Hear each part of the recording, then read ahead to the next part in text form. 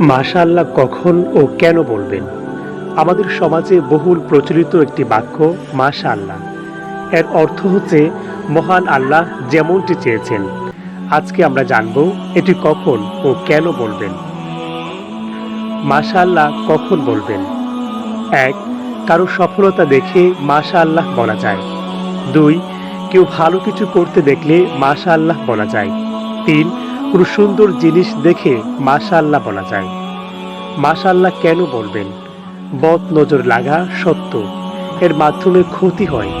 তবে যে জিনিস দেখে মাশাআল্লাহ বলা হয় তাতে কোনো বদ নজর লাগে না।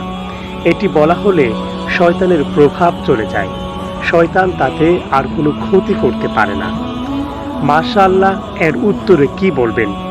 সফল সুন্দর কিছু দেখে কেউ মাশাআল্লাহ বললে এর উত্তরে মহান আল্লাহর প্রশংসা করে আলহামদুলিল্লাহ বা সুবহানাল্লাহ বলা উচিত।